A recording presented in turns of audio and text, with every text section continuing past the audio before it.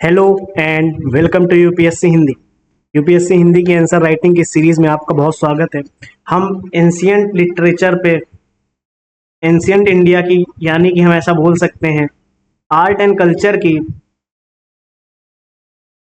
Art and culture की answer writing classes को कर रहे हैं। जो क्वेश्चंस हम कर रहे हैं वो यूपीएससी के प्रीवियस ईयर क्वेश्चंस हैं, आप देख सकते हैं। यूपीएससी के प्रीवियस ईयर क्वेश्चंस को हम कर रहे हैं। और ध्यान रखना कि आपको करना क्या है कि ये प्रीवियस ईयर क्वेश्चंस इतने इंपॉर्टेंट होते हैं कि यूपी पीसीएस में आपको कई बार डायरेक्ट क्वेश्चंस देखने को मिलते हैं यहाँ से। तो अगर आप यूपी पीसीएस की तैयारी कर रहे हैं तो आपको ये ध्यान रखना है कि इस सीरीज में जो आंसर राइटिंग सीरीज हम करा रहे हैं आपके लिए, इस आंसर राइटिंग सीरीज में जितने भी क्वेश्चंस हम आपके करा रहे हैं वो बहुत ही इंपॉर्टेंट है, क्योंकि यहाँ से आप यूपीएससी की तैयारी के लिए आप नोट मेकिंग की ट्रिक्स सीख सकते हैं।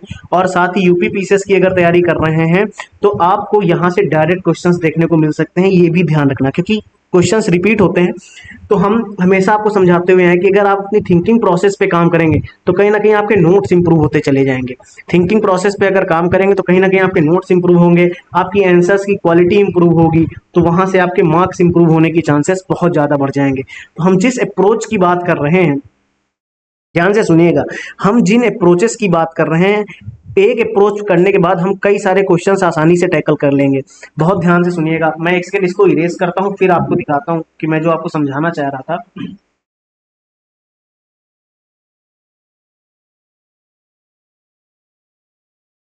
जो हमारे ओल्ड स्टूडेंट्स हैं, जो इस आंसर राइटिंग सीरीज को कंटिन्यूसली फॉलो करते हुए आ रहे हैं, उनके लिए तो ये ईजी हो जाएगा, क्योंकि उन्हें पता है कि हमें थिंकिंग प्रोसेस कैसे करनी है सबसे पहले तो, और उस थिंकिंग प्रोसेस के बेस पे हमें कैसे अपने नोट्स बनाने हैं, और उस नोट्स बनाने के आधार पे हमको रिवाइज कैसे करना है वो उनको पहले बहुत अच्छे से पता है। लेकिन जो भी न्यू स्टूडेंट्स हैं उन्हें ये ध्यान रखना है कि ये जो क्लासेस हैं आंसर राइटिंग की, इसमें हम अप्रोचेस पे बात करते हैं। कोई भी क्वेश्चंस लेते हैं उसकी अप्रोच देखते हैं कि इस क्वेश्चंस को टैकल करने की क्या अप्रोच होनी चाहिए, और सबसे ज्यादा फोकस इस बात पे करते हैं कि उस एक अप्रोच को सीखने के बाद क्या हम कई सारे क्वेश्चंस उस अप्रोच पे कर सकते हैं कि नहीं। अगर सेम पैटर्न पे किसी दूसरी टॉपिक पे क्वेश्चन आ जाए तो क्या उससे हम उस अप्रोच पे उस अगले क्वेश्चंस को टैकल कर पाएंगे या नहीं। अगर हम अगले क्वेश्चन सॉल्व करने की या हल करने की स्थिति में रहते हैं तो हम उस अप्रोच को फॉलो करेंगे। ध्यान से, हम उस अप्रोच को फॉलो करेंगे और उस अप्रोच के बेस पे अपने मेंस के नोट्स तैयार करेंगे। ठीक है, ये हम यहाँ पे सीख रहे हैं, क्योंकि जैसे कोई क्वेश्चन है, ये क्वेश्चन है आपके सामने, इस क्वेश्चन की अप्रोच देखेंगे। ठीक है, इस क्वेश्चन की अप्रोच देखेंगे और इस अप्रोच पे जितने भी क्वेश्चंस बन सकते हैं, इस अप्रोच पे जितने भी क्वेश्चंस बन सकते हैं उसको करने का हम प्रयास करेंगे। इस अप्रोच पे जितने क्वेश्चंस बनेंगे, ठीक है, इस अप्रोच पे जितने क्वेश्चंस बनेंगे उनको करने का हम प्रयास करेंगे। और इसी अप्रोच के बेस पे हम क्या करेंगे, जो कंटेंट हमको मिलेगा, जो कंटेंट हम देखेंगे, उस कंटेंट में कुछ पॉइंट्स होंगे। ठीक है, उस कंटेंट में कुछ ना कुछ पॉइंट्स होंगे। उन पॉइंट्स को कैसे कवर करना है, उन पॉइंट्स को आपको इसमें से नोट्स से देखना है, रिवाइज करना है और अपने नोट्स में ऐड करना है। ठीक है, अपने नोट्स में उन पॉइंट्स को ऐड करेंगे। और अगर कुछ इनरिच्ड कंटेंट आपको मिलता है, कुछ इनरिच्ड कंटेंट आपको अदर बुक्स में या अदर क्लासेस, आप कहीं से सब्जेक्ट की क्लासेस कर रहे हैं, अगर यूट्यूब पे कर रहे हैं या यूपीएससी हिंदी में जो प्रीवियस ईयर का पूर्वावलोकन कवर कराया जा रहा है, यदि वहां से आप कर रहे हैं तो आप अदर बुक्स पढ़ रहे हैं या अदर क्लासेस कवर कर रहे हैं, तो उन क्लासेस से आपको उन वो इनरिच्ड कंटेंट उस टॉपिक पे, किस टॉपिक पे, ये जो पॉइंट्स मैं आपको इस कंटेंट में इस क्वेश्चन से रिलेटेड, जो भी क्वेश्चन होता है उससे रिलेटेड जो भी देता हूं, उस पॉइंट्स को आपको इनरिच्ड कंटेंट अदर से निकाल के वहां पे लिखना होता है। ठीक है, क्योंकि ये जब आप करेंगे तो आपका आंसर राइटिंग स्किल तो स्ट्रांग होगी तब जब आप प्रैक्टिस करेंगे। लेकिन सबसे ज्यादा क्या होगा, हमारे नोट्स इंप्रूव होते जाएंगे, वो भी मेंस के, क्योंकि हमने पिछली क्लासेस में बहुत डीप में देखा हुआ है। आप देख लीजिए, बहुत डीप में देखते हुए चल रहे हैं कि हम कैसे आंसर्स को कर रहे हैं, कैसे समझ रहे हैं, कंटेंट भी देखना है, उन पे नोट्स कैसे बनाना है, उस पर भी काम करते हुए हम आगे बढ़ रहे हैं। ठीक है, अब आप ये बताइए कि अगर आपके सामने ये क्वेश्चंस है तो पहले तो आप इस क्वेश्चन को कैसे तोड़ेंगे, फिर उसकी अप्रोच कैसे डिसाइड करेंगे, फिर उस अप्रोच पे कैसे आंसर लिखेंगे, फिर उस पे हम काम करेंगे। ठीक है, उस पे हम काम करेंगे। लेकिन कुछ उस पे काम करने से पहले कुछ हम आपको सिखाना चाहेंगे, क्या हम उस पे काम करें पहले थोड़ा सा, क्योंकि वो बहुत ज़्यादा इंपॉर्टेंट हो जाएगा हमारे लिए। इसलिए हम कुछ ऐसे फैक्टर्स पे काम करेंगे जो आपके एग्जाम के लिए बहुत ज़्यादा इंपॉर्टेंट है। वो फैक्टर्स कौन कौन से हैं जिन पे हमें फोकस करना है, उनको देखते हैं। क्वेश्चन क्या है, क्वेश्चन ये है कि आप कैसे समझाएंगे कि मध्यकालीन भारतीय मंदिर की मूर्तियां उस समय के सामाजिक जीवन का प्रतिनिधित्व करती हैं। यानी how will you explain the medieval Indian temple sculpture. अगर आपने पिछली क्लास पढ़ी है, अगर आपने ये वाली क्लास पढ़ी जिसकी मैं स्लाइड्स आपको दिखा रहा हूं, तो इसमें आपने देखा होगा कि हमने इस कल्चर पे ही बात करी है। ये देखिए, हमने इस कल्चर पे ही बात करी। ये देखिए, मैंने इस कल्चर्स पे आपको बताया था कैसे नोट्स बनाने हैं। अगर इसके पिछले वाली क्लास देखिए तो मैंने तो इस कल्चर पे पूरा एक डिटेल्ड क्लास लिया है। ये देखिए, इस कल्चर पे पूरी एक डिटेल्ड क्लास ली है मैंने, देख लीजिए आप।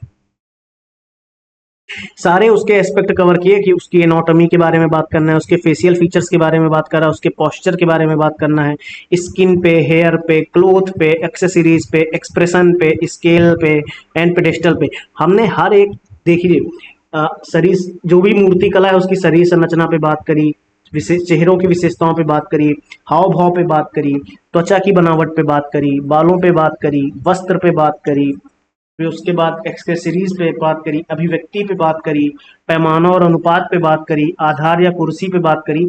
हर चीज पे बहुत डायमेंशंस कवर किए। इस कल्चर्स पे ऑलरेडी मैंने कवर किया, यानी आपको एक तरीका दिखाया था कि इस कल्चर पे अगर क्वेश्चन आता है, यानी आर्ट एंड कल्चर के किसी टॉपिक पे क्वेश्चन आता है तो आप उसके नोट्स कैसे बनाएंगे, ये मैंने आपको दिखाया। ठीक है, सेम क्वेश्चन यहाँ पे इस कल्चर पे ही पूछा गया है। देख लीजिए, अगर आपने पिछली क्लासेस करी तो इस क्वेश्चन को करने के लिए आपके पास कंटेंट ऑलरेडी होगा, क्योंकि मैंने नोट्स तैयार करने के लिए बोला था। लेकिन फिर भी अगर आप इस क्लास में नए हैं तो फिर भी यहाँ से आप सीखेंगे कि कैसे आपको तैयार करना है, एक नई अप्रोच सीखेंगे। हालांकि वो अप्रोच आप जरूर सीखना, जाके वहां पे दूसरी अप्रोच होगी। यहाँ पे इस क्वेश्चन को टैकल करने की हम अप्रोच देखेंगे कि आप कैसे समझाएंगे कि मध्यकालीन भारतीय मंदिर की मूर्तियां, मध्यकालीन भारतीय मंदिर की मूर्तियां उस समय के सामाजिक जीवन का प्रतिनिधित्व करती हैं, सोशल लाइफ का, उस समय की सोशल लाइफ का, कैसे सामाजिक जीवन का कैसे प्रतिनिधित्व करती हैं। कौन? Indian temple architecture. ध्यान से देखिए, इसकी बात हो रही, सबसे पहले देखिए, इंडियन टेम्पल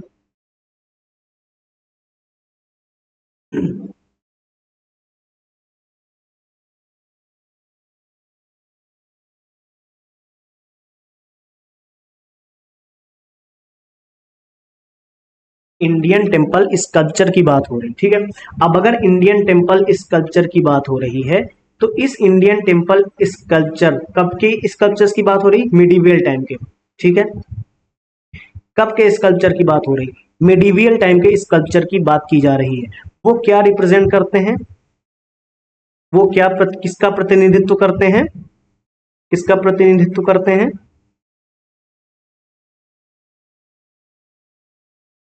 उस समय के सामाजिक जीवन का प्रतिनिधित्व करते हैं, उस समय की सोशल लाइफ का, ठीक है। ये क्वेश्चन है हमारा। अब जरा इसको तोड़ दिया है मैंने इस क्वेश्चन को, यानी पहले तो बात की जा रही है इंडियन टेम्पल स्कल्पचर की, वो भी मिडिवियल टाइम के, ठीक है। और मिडिवियल टाइम के जो इंडियन टेम्पल स्कल्पचर्स थे, मिडिवियल टाइम का जो भारतीय मंदिर है, भारतीय मंदिर की मूर्तियां हैं, वो कैसे सोशल लाइफ को दिखाती हैं, ठीक है। अब ध्यान से देखो,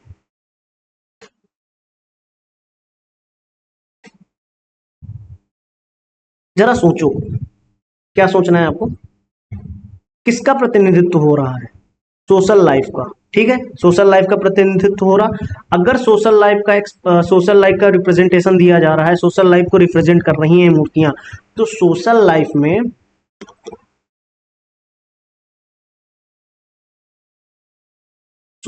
के कुछ एस्पेक्ट्स होंगे, सोशल लाइफ के कुछ एस्पेक्ट्स होंगे। हम पहले उन एस्पेक्ट्स की बात करते हैं, ठीक है, क्योंकि यही हमारी आज की अप्रोच है। और इस अप्रोच से हम देखेंगे कि कैसे हमारा क्वेश्चन इजीली टैकल हो जाएगा, बहुत आसानी से। कि अगर हम सोशल लाइफ की अप्रोच, सोशल लाइफ के एस्पेक्ट्स देख लें, क्या सोशल लाइफ में रिलीजन नहीं आता? बिल्कुल आता है। क्या सोशल लाइफ में फेस्टिवल्स नहीं आते? यानी अब आप क्या करेंगे, देखिए, आपके मन में रिलीजन आया कि सोशल लाइफ में रिलीजन तो है ही, तो जो मध्यकालीन मंदिर हैं, जो मध्यकालीन भारतीय मंदिर की जो मूर्तियां हैं, यानी मेडिवल इंडियन टेम्पल स्कल्पचर्स जो हैं, वो कैसे रिलीजन पे इम्पैक्ट डाल रहे हैं, वो कैसे रिलीजन का प्रतिनिधित्व कर रहे हैं, क्या हम नहीं बता सकते? मध्यकालीन भारतीय मंदिर की मूर्तियां, मेडिवियल इंडियन टेम्पल स्कल्पचर कैसे फेस्टिवल का प्रतिनिधित्व करते हैं? क्या हम नहीं बता सकते? बिल्कुल बताएंगे। क्या हम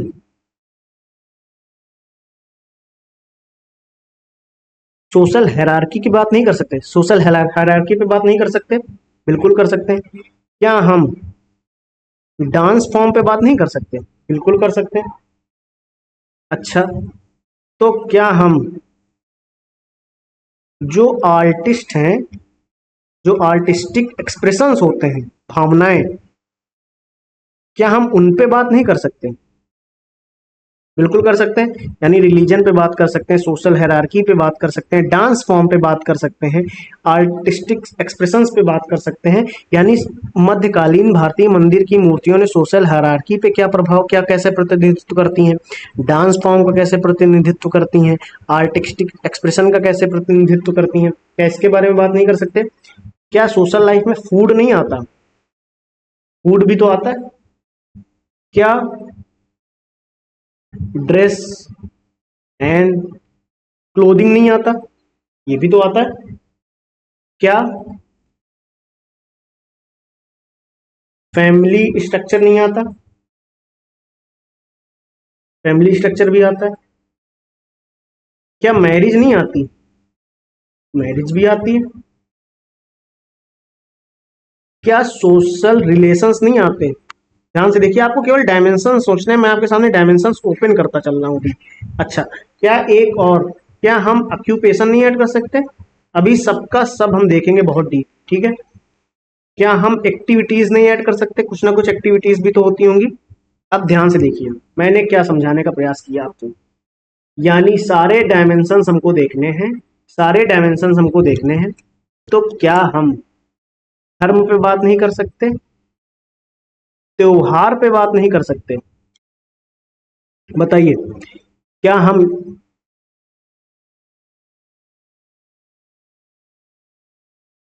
सामाजिक पदानुक्रम पे बात नहीं कर सकते?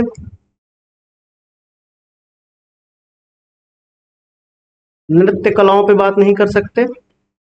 ये देखिए, आपके सामने सारे लिखे हुए हैं। नृत्य रूपों पे बात कर रहे हैं, बिल्कुल कर सकते हैं, ठीक है। भोजन पे बात की जा सकती है, ड्रेसेस पे बात की जा सकती है, ये देखिए, उन पे भी आगे हम बात करेंगे, सारी डिटेल में बात करने वाले हैं, ठीक है। पोशाक पे, यानी पोशाक और वस्त्र, आप चाहे तो यहाँ पे लिख लें।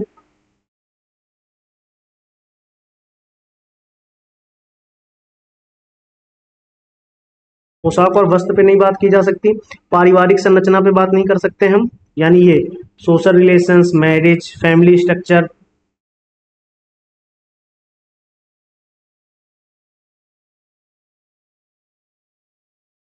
पारिवारिक संरचना पे बात कर सकते हैं हम, विवाह पे बात कर सकते हैं, व्यवसाय पे बात कर सकते हैं, एक्टिविटीज पे बात कर सकते हैं। क्लियर है? ठीक है।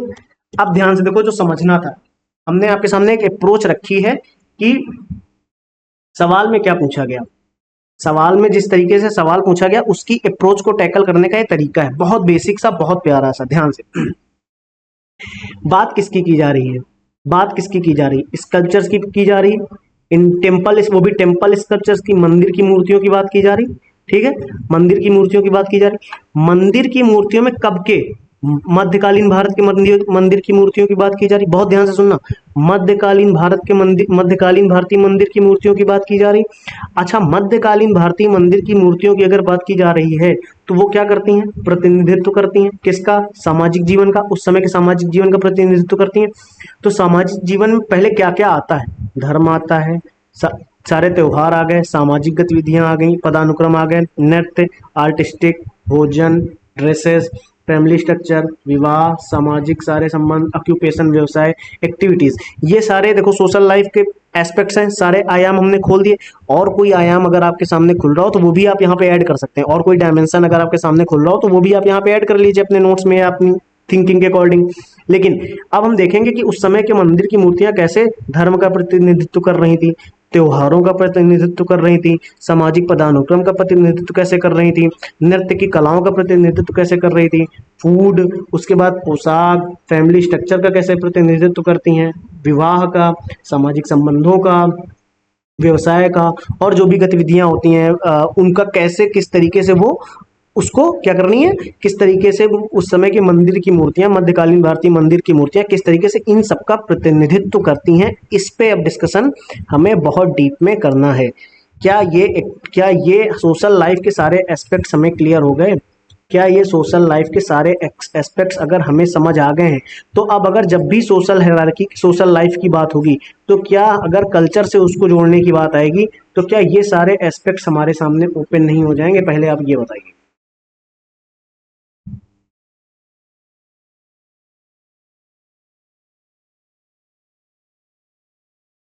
क्या ये सारे एस्पेक्ट्स हम ओपन नहीं कर देंगे?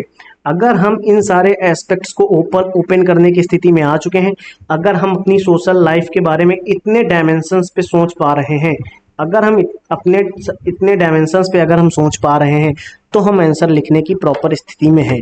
अब हमारे पास देखिए ध्यान से, अब दो कंडीशंस हो सकती हैं। अगर आप ऐसा सोच ले गए लेकिन आपके पास कंटेंट नहीं है, तो कोई दिक्कत नहीं। कंटेंट आप यहाँ से लीजिए, क्लास से, बुक से, और उसे अपने नोट्स में ऐड करते चलिए। उसके बाद उसे रिवाइज करिए, उसके बाद उसे रिवाइज करिए, कंटिन्यूसली रिवाइज करिए, और रिवाइज करने के बाद फिर आप आंसर लिखने की प्रैक्टिस कर सकते हैं। लेकिन यहाँ से मेन फोकस हम किस पे कर रहे हैं? कंटेंट पे। कंटेंट देंगे आपको, और अप्रोचेस पे, और किस पे? अप्रोचेस पे हम वर्क करने वाले हैं। क्लियर? अब क्वेश्चन एक बार फिर से पढ़ लीजिए। आप कैसे समझाएंगे कि मध्यकालीन भारतीय मंदिर की मूर्तियां उस समय के सामाजिक जीवन का प्रतिनिधित्व करती हैं? यानी how will you explain the medieval Indian temple sculptures represent the social life of those days? ठीक, ये सोशल लाइफ के सारे एलिमेंट आपके सामने आ गए कि नहीं आ गए? ये क्या है? सारे एलिमेंट्स है सोशल लाइफ के। ये सोशल लाइफ के सारे एलिमेंट्स हमने ओपन कर लिए। अब एक एक एलिमेंट पे कौन से टेम्पल से, कौन से मंदिर से सोशल एलिमेंट सामने आ रहा है, हम वो देखते हैं। कैसे समझते चलते हैं। हमने सारे एलिमेंट ओपन कर लिए थे सबसे पहले।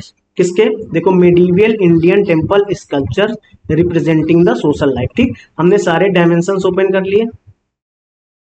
अब पूरा फोकस आपका क्लास पे रहेगा, तभी आपको समझ आएगा। ठीक, अदरवाइज नहीं आने वाला। हमने सारे डायमेंशंस ओपन कर लिए। ठीक है, हम क्या करेंगे? सबसे पहले मंदिर लेंगे, किस एरा का है, फिर उसका डिस्क्रिप्शन देखेंगे, उसके बारे में विवरण करने वाले। ठीक है, तो अब सबसे पहले हमने सोशल हायरार्की का एक पहला टॉपिक उठाया, वो क्या था? रिलीजन। ठीक, सबसे पहले हमने रिलीजन उठाया। ठीक, सबसे पहले हमने रिलीजन उठाया, और किस मंदिर का जिक्र किया गया है अब ये देखिए। सबसे पहले मंदिर का जिक्र किया है बृहदीश्वर मंदिर तंजावुर। ठीक, बृहदीश्वर मंदिर तंजावुर। अब ये मंदिर कैसे हमारे मध्यकालीन भारत, उस समय के सामाजिक जीवन को कैसे रिप्रेजेंट कर रहा है, उस समय की सोशल लाइफ को।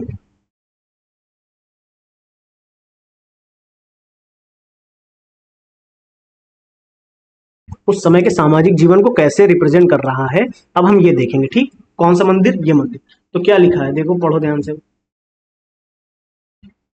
नटराज नृत्य के देवता की विशाल कांस्य प्रतिमा, जिसमें शिव को दर्शाया गया है, जो एक केंद्रीय हिंदू देवता हैं, जो अपने ब्रह्मांडीय नृत्य में लगे हुए हैं, और जो सृजन और विनाश का प्रतीक है। तो क्या ये मंदिर हमारे धर्म से रिलेटेड भगवान शिव की भगवान शिव की डांस को बता रहा है? भगवान शिव के डांस को बता रहा है, उनको नृत्य का देवता बता रहा है ये मंदिर। ठीक है, सबसे पहले। और उसी में ध्यान से अगर आप देखेंगे, तो यहां से धर्म की बात चल रही है, क्योंकि हम धर्म का पहला एस्पेक्ट लिए हैं। सृजन और विनाश का पॉइंट सामने आ रहा है या नहीं आ रहा? आप देखिए ध्यान से, सृजन और विनाश का पॉइंट सामने आया। यानी क्या हम इस धर्म में इस मंदिर का जिक्र करते हुए उस समय की सोशल लाइफ के, देखिए मंदिर में, जिस मंदिर का हमने जिक्र किया, इस मंदिर का जिक्र करते हुए सोशल लाइफ के धर्म के एस्पेक्ट्स को, धर्म के आयाम को इस मंदिर से रिलेट करके लिख पा रहे हैं कि नहीं लिख पा रहे हैं? अब आप ये देखिए, क्या आपने इस कंटेंट को, आप, ये इंपॉर्टेंट है, चाहे तो आप इसे अपने नोट्स में ऐड कर सकते हैं। क्लियर है? अब अगर हम त्योहार की बात करें, फेस्टिवल की, ये भी तो एक सोशल एस्पेक्ट हमने निकाला। ये देखिए, ये भी तो एक सोशल का एलिमेंट था, सोशल लाइफ का। तो कौन सा मंदिर आता है? होयसाल चेन्ना केशव मंदिर, बेलूर। बेलूर में है ये चेन्ना केशव मंदिर होयसाल का। होयसाल चेन्ना केशव मंदिर, बेलूर, ठीक। रंगीन पाउडर और पानी फेंकते हुए होली मनाते लोगों के दृश्यों को दर्शाने वाले फ्रिज पैनल त्योहार की उत्सवी प्रकृति का सुझाव देते हैं। ये क्या लिखा हुआ है? फ्रिज पैनल जो हैं वो क्या डिपिक्ट करते हैं? वो क्या डिपिक्ट करते हैं? ध्यान से देखो, वो क्या डिपिक्ट करते हैं? होली मनाते लोगों के दृश्य, सबसे पहले तो होली मनाते हुए लोगों के दृश्य को डिपिक्ट कर रहे हैं। कलर्ड पाउडर उड़ाया जा रहा है, कलर पाउडर की बात की जा रही है, देखिए ध्यान से, रंगीन पाउडर की बात की जा रही है। ये एस्पेक्ट्स हैं, ये सजेस्टिंग द, ऐसा बोल सकते हैं, celebratory nature of the festival, suggesting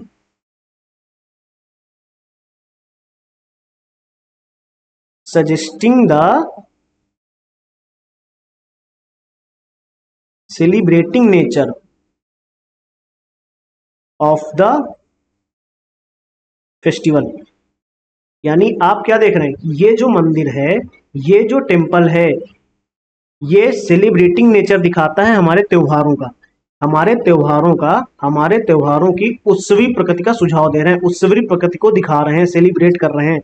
उत्सवी उत्सव की, हमारे त्योहार कितने उत्सव के साथ मनाया जाता है, किस उत्सव के साथ मनाया जाता है, ये फेस्टिवल किस तरीके से मनाया जाता है, ये टेम्पल उस समय की मिडिवल, पहले तो ये मिडिवल टाइम का टेम्पल है, फिर ये उस समय के त्योहार को कैसे उत्सव के रूप में मनाया जाता था उसको ये दिखा रहा है। क्लियर है? ठीक।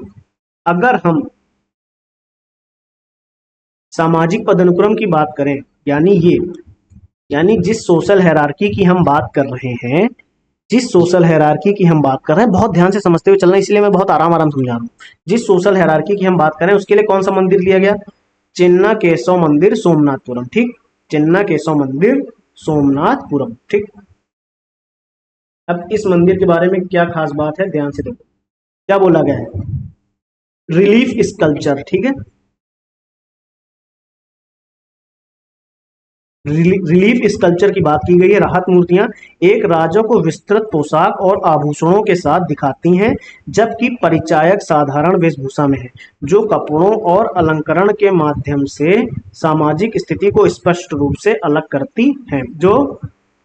जो कपड़ों और अलंकरण के माध्यम से सामाजिक स्थिति को स्पष्ट रूप से अलग करती हैं। यानी क्या है, देखो ध्यान से, इसका मतलब क्या है? एक राजा है, ठीक है, उसके बाद एक, देखो सबसे पहले तो एक राजा की बात की गई सोशल हायरार्की में, ठीक है, राजा की बात की गई, उसके बाद किसकी बात की जा रही है?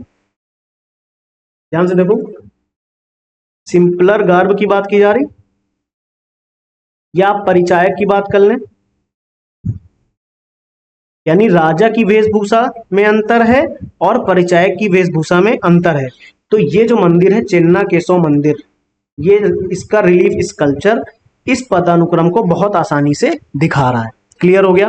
यानी उस समय की सोशल लाइफ को कैसे प्रतिनिधित्व कर रही है ये मंदिर, उस समय के सोशल लाइफ का कैसे प्रतिनिधित्व कर रहे हैं, क्या आपको समझ आया? यानी उस समय का मेडिवियल टाइम का जो टेम्पल स्कल्पचर है वो धर्म का कैसे प्रतिनिधित्व करता है, कि वो शिव के बारे में बताता है कि नृत्य के देवता हैं, सृजन और विनाश का पॉइंट बताता है।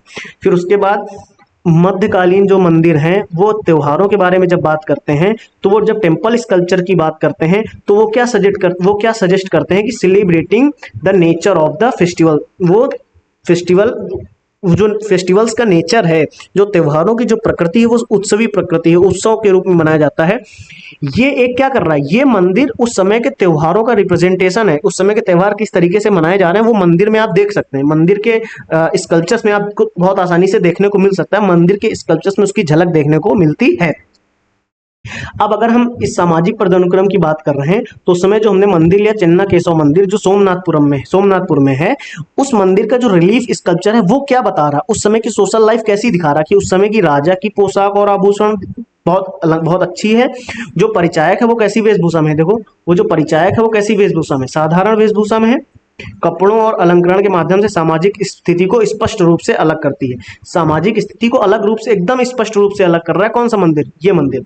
तो क्या आप इन तीन मंदिर से, क्या आपने इस मंदिर से, इस मंदिर से और इस मंदिर से, क्या आपने ये बहुत क्लियर तरीके से नहीं समझ लिया कि कैसे सोशल लाइफ को, वो उस समय की सोशल लाइफ को ये मंदिर कैसे रिप्रेजेंट कर रहे हैं। क्या आपको ये समझ आया? तो हम अगले टॉपिक पे चलते हैं। अगला हमारा डांस फॉर्म है। कौन सा फॉर्म है? Dance form. ठीक, यानी कि हम इस डांस फॉर्म की जरा बात करते हैं। ठीक है, जरा हम डांस फॉर्म की बात करें। कौन सा मंदिर लिया गया? चिदम्बरम नटराज मंदिर, तमिलनाडु। चिदम्बरम नटराज मंदिर, तमिलनाडु। चिदम्बरम नटराज मंदिर, तमिलनाडु। ठीक, क्या लिखा हुआ है? भरतनाट्यम मुद्राओं सहित विभिन्न मुद्राओं में, भरतनाट्यम मुद्राओं सहित विभिन्न मुद्राओं में नर्तकियों की कई कांस्य मूर्तियां, एक लोकप्रिय शास्त्रीय नृत्य रूप और मंदिर अनुष्ठानों के साथ इसके जुड़ाव का प्रमाण प्रदान करती हैं। यानी ये जो मंदिर है, ध्यान से देखो, ये जो मंदिर है मिडिवियल टाइम का, ये जो मंदिर है उस समय की सोशल लाइफ में, उस समय की सोशल लाइफ में डांस फॉर्म में, उस समय की सोशल लाइफ में डांस फॉर्म में किस तरीके से विभिन्न मुद्राओं में, उस समय की विभिन्न, देखो भरतनाट्यम की जो मुद्राएं हैं और जो विभिन्न मुद्राएं हैं उनमें नर्तकियों की कई कांस्य मूर्तियां जो हैं, जो मूर्तियां हैं वो लोकप्रिय शास्त्रीय नृत्य रूप और मंदिर अनुष्ठानों के साथ इसके जुड़ाव का प्रमाण प्रदान करती हैं। यानी शास्त्रीय रूप जो है और जो मंदिर के अनुष्ठान है उनके बीच में कैसे जुड़ाव है उसको ये दिखा रही हैं। ये डांस फॉर्म, ये सोशल लाइफ को, ये मूर्तियां, कौन सी मूर्तियां? नर्तकियों की मूर्तियां किस तरीके से प्रेजेंट कर रही हैं, किस तरीके से उस समय की सोशल लाइफ को प्रेजेंट कर रही हैं, ये हम देख पा रहे हैं।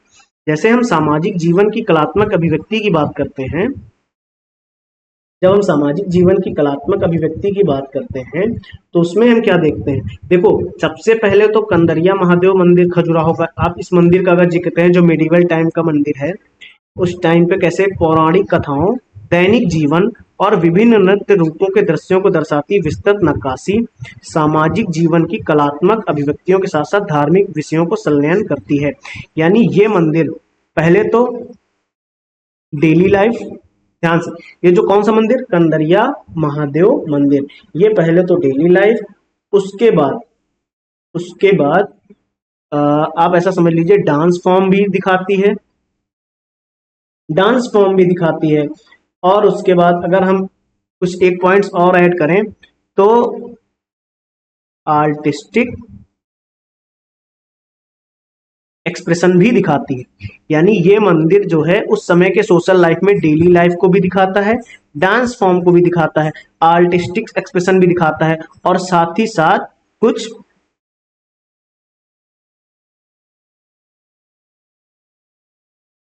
रिलीजियस, जो रिलीजियस विषय हैं, जो धार्मिक विषय हैं, उनको भी अपने अंदर संलयित करता है, उसको भी अपने आप बताने का प्रयास करता है। तो क्या ये मंदिर और ये मंदिर जब आपने देखा तो एक मंदिर है जो डांस फॉर्म को डिपिक्ट कर रहा है उस समय की सोशल लाइफ में, फिर उसके बाद एक मंदिर सोशल लाइफ को कैसे कलात्मक अभिव्यक्ति के बारे में बता रहा है, फिर एक मंदिर भोजन के बारे में बता रहा है, कैसे लिंगराज मंदिर भुवनेश्वर का, देवताओं को फल फूल चढ़ाते हुए आकृतियों को दर्शाती मूर्तियां। यानी यहाँ की जो स्कल्पचर हैं, यहाँ के जो स्कल्पचर हैं वो जो देवता हैं या उनको कैसे फल और फूल चढ़ाए जा रहे हैं उनकी आकृतियां बनी हुई हैं। मंदिर के प्रसाद के हिस्से के रूप में फलों का सेवन का संकेत देती हैं। मंदिर में प्रसाद के रूप में फल फूल चढ़ाया जा रहा, मंदिर में प्रसाद के रूप में फल फूल चढ़ाए जा रहे हैं। एक सेकंड रुकिएगा जरा ना।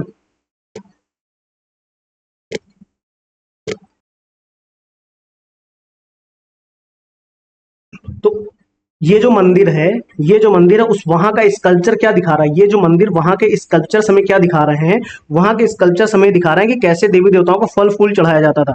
तो कहीं ना कहीं ये हमारी सोशल लाइफ के फूड वाले एस्पेक्ट्स को दिखा रहा है कि नहीं दिखा रहा? यानी क्या हमने सोशल लाइफ में रिलीजन का कॉन्सेप्ट देखा कि कैसे उस समय के मंदिर रिलीजन को दिखा रहे हैं, कैसे वो मंदिर फेस्टिवल को कैसे दिखा रहा, कैसे वो मंदिर सोशल हायरार्की दिखा रहा है, कैसे डांस फॉर्म दिखा रहा और आर्टिस्टिक एक्सप्रेशन भी तो दिखा रहा। ये देखिए कलात्मक अभिव्यक्तियां भी दिखाता है। कौन सा मंदिर? ये मंदिर कंदरिया महादेव मंदिर जो खजुराहो में है, वो कैसे कलात्मक अभिव्यक्तियों को दिखा रहा है। ये सोशल लाइफ का एक एस्पेक्ट है, उसको हम कवर करते हुए आगे बढ़ रहे हैं। फिर क्या हमने फूड भी तो देखा कि कैसे मंदिर में देवी देवताओं को फल फूल चढ़ाया जाता है प्रसाद के रूप में, तो वो भी तो एक कॉन्सेप्ट है जो हम कवर करते हुए चल रहे हैं अपने आंसर्स में। तो क्या ये वाला पॉइंट हम आसानी से नहीं लिख सकते अपने आंसर्स में? अच्छा, अगर ड्रेसेस की बात आएगी, अगर ड्रेसेस की बात आएगी तो एक सूर्य मंदिर है कोणार्क में, ठीक है, सूर्य मंदिर। ये क्षेत्रीय शैलियों के साथ विभिन्न परिधानों में सजी आकृतियों की कई मूर्तियां, जैसे पुरुषों, महिलाओं और विभिन्न व्यवसाय के लोगों के लिए अलग अलग वस्त्र शैलियों को दर्शाती है। कौन सा मंदिर है? देखिए, पहले तो सूर्य मंदिर की बात हो रही है, ठीक है। और ये सूर्य मंदिर, अब हमने अगर पोशाक की बात करी, तो इस मंदिर में आप वहां की शैली अगर देखेंगे, वहां की शैली अगर देखेंगे तो उस शैली को मैंने एक लाइन में लिख दिया कि विभिन्न परिधानों में सजी आकृतियों की कई मूर्तियां हैं। यानी वहां की जो मूर्तियां हैं उनमें जो परिधान है, उनकी जो ड्रेसेस हैं, वो कई तरीके की ड्रेसेस में हैं। जैसे पुरुषों की ड्रेसेस हो गई, महिलाओं की हो गई, विभिन्न व्यवसाय के लोगों की अलग अलग वस्त्र शैलियों को दर्शाती है। क्लियर है? यानी पहले तो आपने उस समय के मंदिर दिखाए, ठीक है, उस समय के मंदिर दिखाए। यानी कि जो मैं आपको समझाने का प्रयास कर, रिलीजन में कौन से मंदिर हैं आपने बता दिए, फेस्टिवल में कौन सा मंदिर है जो बता रहा है, कौन सा ऐसा मंदिर है जो उस समय के फेस्टिवल्स के बारे में बताता है, कौन सा ऐसा मंदिर है जो सामाजिक पदानुक्रम के बारे में बता रहा है, कौन सा ऐसा मंदिर है जो नृत्य कलाओं के बारे में बता रहा है, कौन सा ऐसा मंदिर है जो आर्टिस्टिक फॉर्म दिखा रहा है, फूड्स दिखा रहा है, कौन सा ऐसा मंदिर है जो पोशाक के बारे में बात कर रहा है।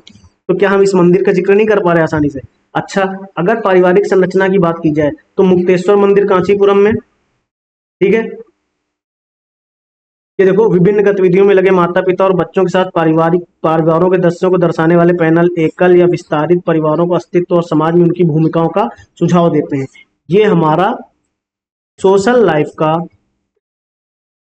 जो फैमिली स्ट्रक्चर है,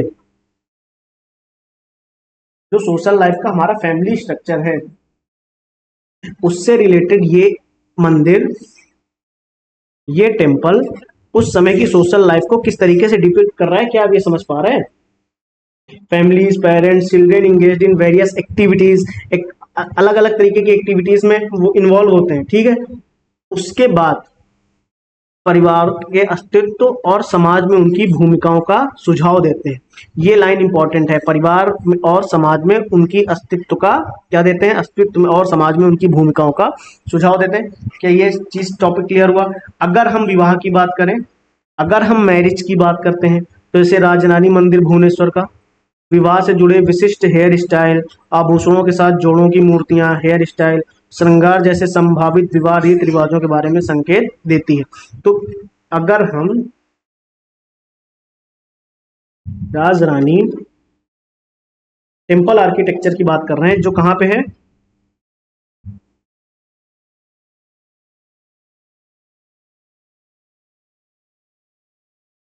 भुवनेश्वर में है।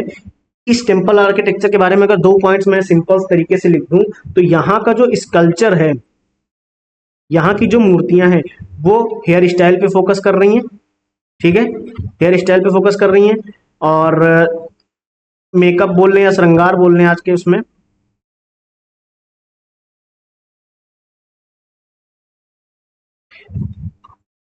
अगर हम श्रृंगार बोल रहे हैं, श्रृंगार के बारे में दिखा रही हैं, ठीक है। ऐसा समझ लीजिए, विवाह की रीति रिवाजों के बारे में बता रही, तो कहीं ना कहीं ये सोशल लाइफ का एक एस्पेक्ट से मंदिर कवर कर रहा है कि नहीं कर रहा? ध्यान से, क्या इस मंदिर ने सोशल एस्पेक्ट्स को कवर किया? फैमिली में राजरानी, जो राजरानी टेम्पल है, राजरानी टेम्पल भुवनेश्वर का है, क्या वो एक फैमिली स्ट्रक्चर को कवर कर रहा है? वैसे ही ड्रेस एंड क्लोथिंग में देखेंगे, ड्रेस एंड क्लोथिंग में आपने क्या देखा कि सन टेम्पल कोणार्क का, वैसे ही फूड में भी आपने देखा, फूड में क्या देखा, लिंगराज टेम्पल भुवनेश्वर का, आर्टिस्टिक फॉर्म में, डांस फॉर्म में भी आपने देखा, सोशल हायरार्की में भी देखा। सेम सेम कुछ ऐसे ही, अगर रिश्तेदारी यानी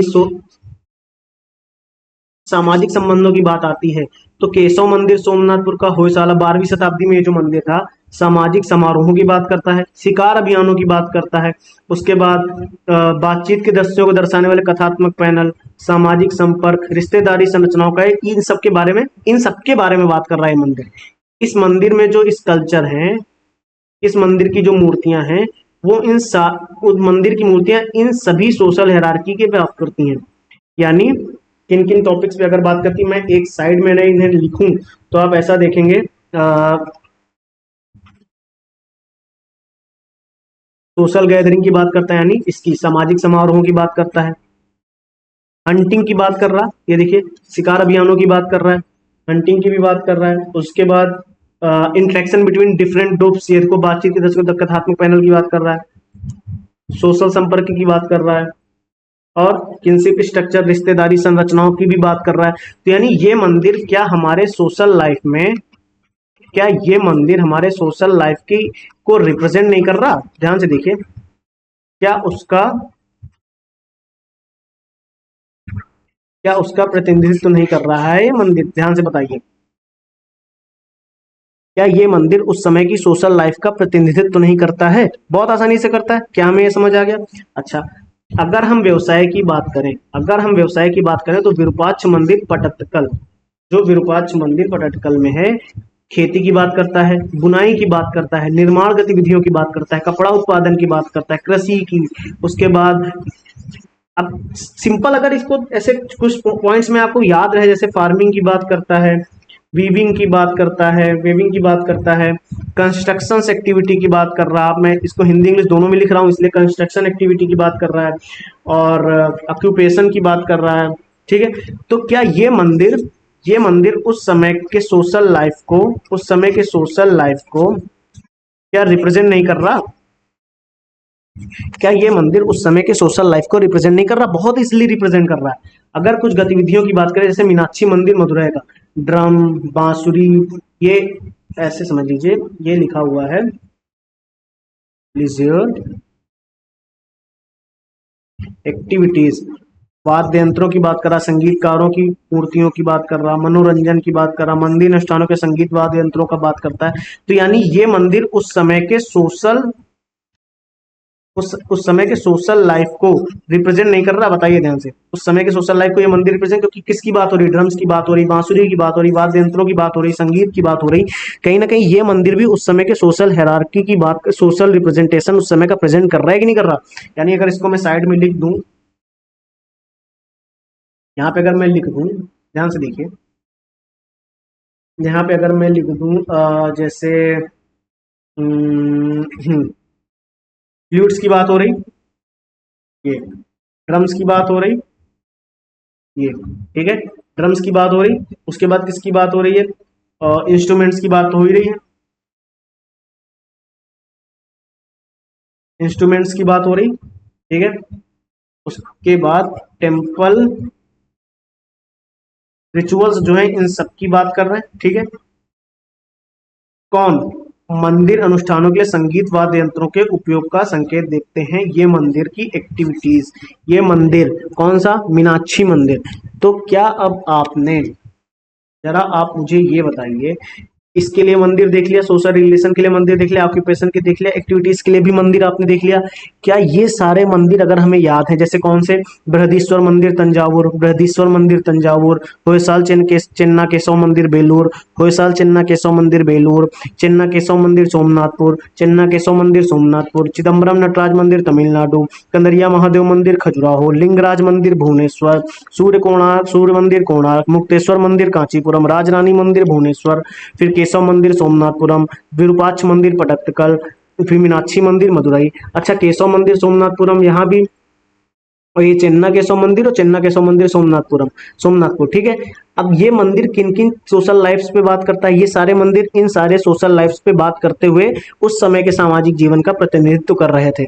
उस समय के सामाजिक जीवन का कैसे प्रतिनिधित्व कर रहे हैं, क्या ये हमें आसानी से क्लियर हुआ या नहीं? आप मुझे ये बताइए।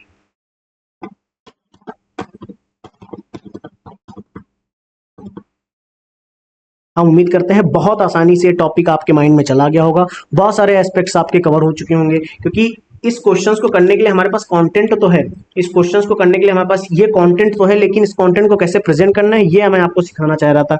ये कैसे प्रेजेंट किया हमने, क्योंकि उस समय के जो मंदिर है, सबसे पहले तो हमने वो मंदिर देखे, फिर उस मंदिर सोशल लाइफ के मैंने सारे एलिमेंट निकाले, सोशल लाइफ के ये सारे एलिमेंट मैंने निकाले। फिर हमने क्या किया, टेम्पल में जो स्कल्पचर्स हैं, जो टेम्पल में स्कल्पचर्स हैं, उन स्कल्पचर्स को देखा कि वो स्कल्पचर्स कैसे किस सोशल लाइफ के बारे में बता रहे हैं। जैसे बृहदीश्वर मंदिर धर्म के बारे में बता रहा है, होयसाल मंदिर फेस्टिवल के बारे में बता रहा है, चन्नाकेशव मंदिर वहाँ की सामाजिक संरचना को दिखा रहा, चिदम्बरम नटराज मंदिर नृत्य रूप को दिखा रहा, कंदरिया महादेव मंदिर सामाजिक जीवन की कलात्मक अभिव्यक्ति बता रहा, लिंगराज मंदिर भोजन और भोजन के बारे में बता रहा। ये क्या दो बार लिख जाता है।